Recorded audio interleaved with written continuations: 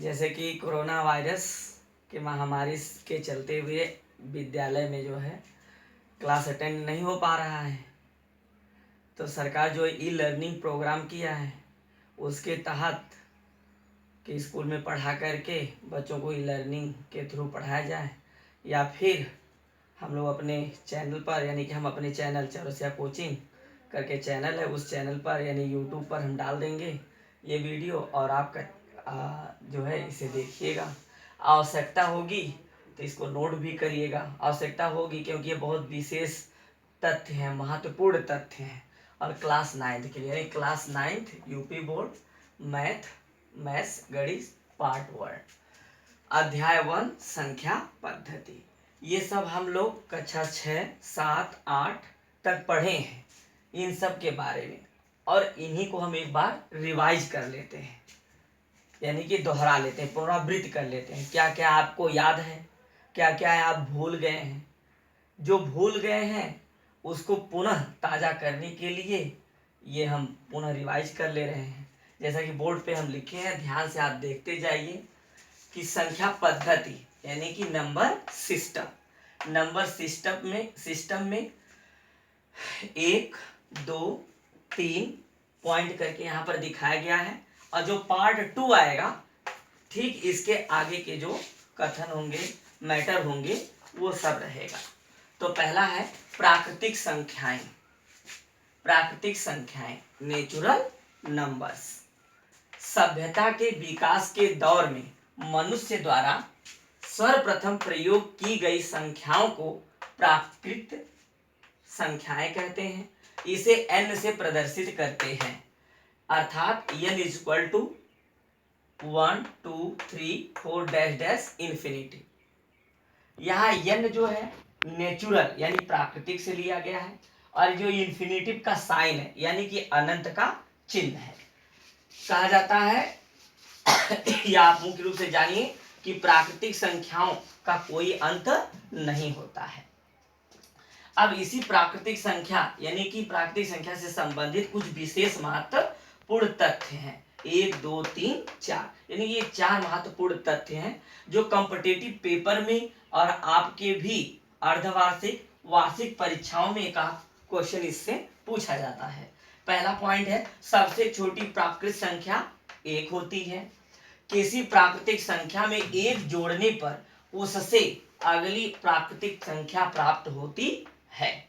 तीसरी पॉइंट है, सबसे बड़ी प्राकृतिक संख्या नहीं होती। जैसे कि हम यहाँ पर बताए हैं अभी कि प्राकृतिक संख्या की कोई सीमा नहीं होती है, तो जाहिर सी बात यहाँ पर देखिए लिखा गया है वही विशेष में कि सबसे बड़ी प्राकृतिक संख्या नहीं होती है। अगर कोई भी कहता है कि 9 सबसे बड़ी प्राकृतिक संख्या, नहीं, 9 एक अंक की बड़ी संख्या है, ना कि प्राकृतिक संख्या है। कोई भी अगर बोलता है कि ये संख्या सबसे बड़ी संख्या है, तो आप उसमें 1 जोड़ दीजिए, उसे बड़ी हो जाएगी, और उसे भी बड़ी करनी तो 1 प्लस करते जाइए और संख्या बड़ी होती चली जाएगी। इसलिए ये लिखा गया है कि सबसे बड़ी प्राकृतिक संख्या नहीं होती है। और लास्ट है, प्राकृतिक संख्याएं अपरिमित होती हैं। देखिए अपरिमित का चिन्ह यही है, अनंत का चिन्ह यही है, तो अपरिमित मतलब जिसकी कोई सीमा नहीं होती। देखिए यहाँ पर लिखा, अर्थात इनकी कोई सीमा नहीं होती है। अब दूसरे पॉइंट में है पूर्ण संख्याएं, होल नंबर्स। शून्य से प्रारंभ होने वाली प्राकृतिक संख्याओं के संग्रह को पूर्ण प्राकृतिक संख्याएं कहते हैं। इसे W से प्रदर्शित करते हैं, जैसे W बराबर 0, 1, 2, 3 डैश डैश अनंत तक। यानी कि प्राकृतिक संख्या में केवल आप क्या करिए, यही 0 जोड़ दीजिए, तो यही बन जाएगा आपका पूर्ण प्राकृतिक संख्या या पूर्ण संख्याएं।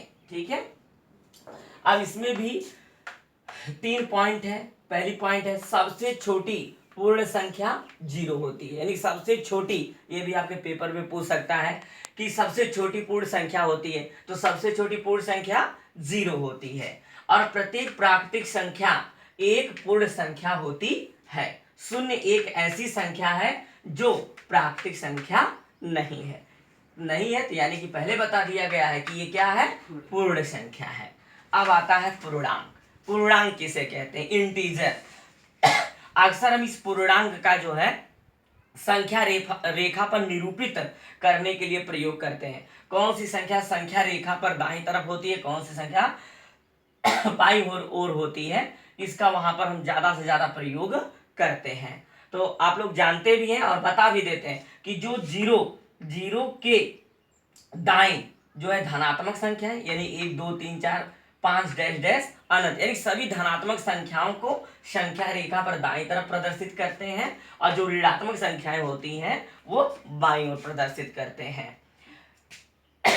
तो इसकी जो डिफिनीशन होगी, इन्फिनिटिव -5 -4 -3 -2 -1 0 1 2 3 4 5 डैश डैश अनंत तक की संख्याओं को पूर्णांक कहते हैं।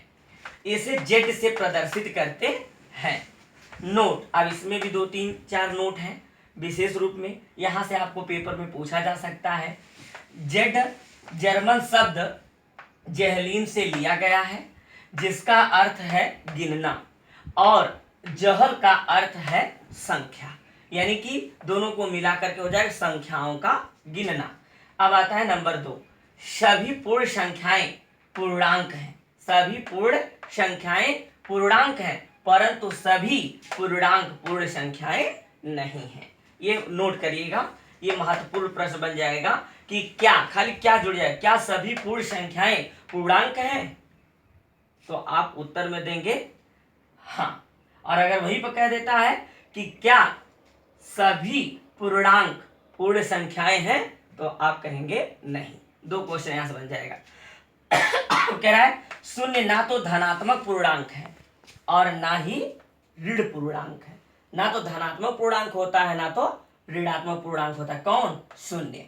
और लास्ट पॉइंट है, पूर्णांकों की संख्या अनंत होती है, यानी पूर्णांकों की संख्या अनंत होती है। अब पूर्णांक में ऋणात्मक पूर्णांक, धनात्मक पूर्णांक और शून्य पूर्णांक, यही 3 है। तो ये पूर्णांकों की संख्या अनंत होती है। यदि यह वीडियो आपको अच्छी लगी हो तो लाइक और शेयर अवश्य कीजिए। बाकी हम अगले पार्ट में अगले दिन मिलते हैं।